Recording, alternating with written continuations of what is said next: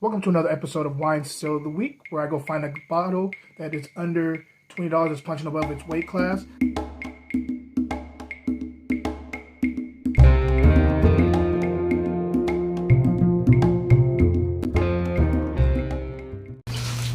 Yo, what up, everybody? I hope everybody's having a wonderful week. I am having a wonderful week. Happy Friday to everybody. Of course, there's wine in my glass, so you know I'm doing a review. And yeah, man, it's been an interesting week. Not so busy at work.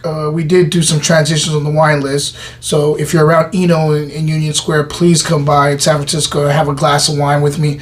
Got some really cool stuff going on in there. And more to come. I think we're going to be doing another kind of change, hopefully into this month, beginning of next month. So stay tuned for that. Other than that, I know you guys probably, I said this on my Wine Wednesday, but I know I didn't say it yet to you guys. I am publishing an amazing author in the middle of this month named Jafari Joseph. He's going by Jafari Joseph as his pen name. Jafari's his real name though. And he's just an amazing author. I cannot wait for you guys to check his stuff out. It's a novella kind of style. Going to be done like short stories all connected. And we will be releasing at the middle of the month because his mind works different. He's just a different dude, and he's an amazing guy. Please go follow him on socials too. And go to his website, jafarijoseph.com. Yeah, you'll like it. I promise you that. But other than that, you're not here for me talking about that. You're here for the wine, so let's get into the wine. With it being Black History Month, I do plan on doing mostly black winemakers or wine labels this whole month. I do this every year, but normally I just kind of relegate it to Wine Wednesdays, but this year I'm going to kind of do, it's going to be intermittent between Wine Wednesday and Wine Still of the Week. So this being Wine Still of the Week and the first one of the month, we are going with an oldie but goodie, someone who I've been respecting and drinking his wine for quite some time now. Phil Long from Longevity. This is 2018 Cabernet Sauvignon. And I hope you guys can see that label. So this guy is these labels out of Livermore. Kind of a pillar in the wine community, whether you're black or white, but in the black community, he's really a pillar. Phil is like the guy. He's the guy. He's one of the head winemakers of, I believe it's the African American Vintners Association. He's the head guy there. And like he's just a man. Like if you get a chance to try Longevity, please do. He has a couple blends that I really dig, some white wine, and this is his cab. So let's see how this one is rocking. It's 2018, and I have not had this one. So let's get right into it. On the nose, I get fleshy black cherry. I'm also getting a little purple plum going on here too.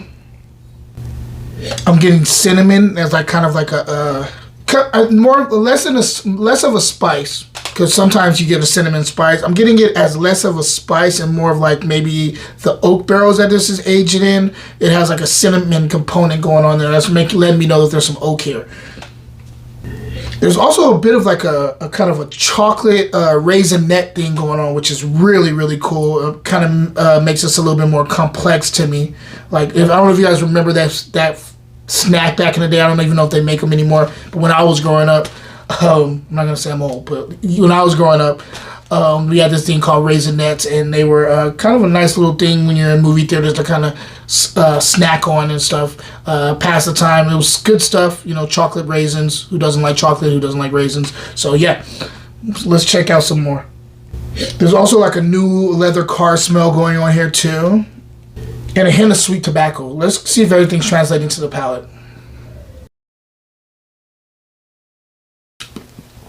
It's well balanced, medium plus body, dry on the outside, stock structure. Tannins are there. Medium plus, but like on the lower side of the medium plus, it's more drying than tannin. But it's there. There's tannins there, and it's medium plus. But on the bottom side of the medium plus, acid is medium, almost at the high part of medium too. Because even though there's some lush fruit going on here, and other components. There's some acid there's some acid here because my mouth is watering at a high level for a wine like this, for a Cabernet. So this wine approaches with the kind of the black cherry thing I was talking about, getting more into like a fig thing that I'm catching in the mid palate now that I was not catching before. Some of that cinnamon starts in the third quarter and finishes with the rest of the wine. There's also some of that chocolate, more or less on the dark cacao, like dark chocolate side, but more on kind of like the milk chocolate side I'm catching in the third quarter to the finish too.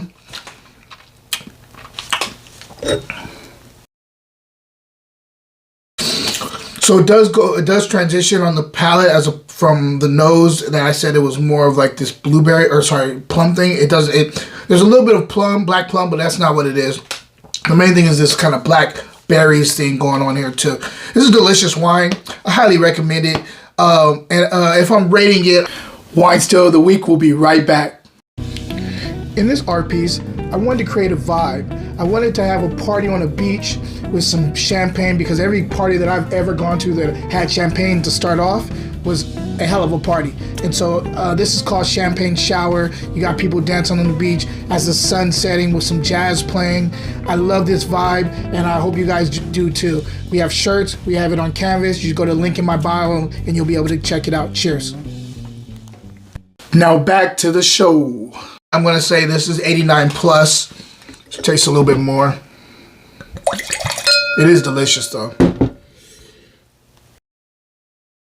I love the way it finishes too, and the texture is good. Yeah, I'm not gonna say 89 plus. I'm gonna go 90 here, solid 90, because I think that's not fair. This is a 90-point wine. This is a very good wine.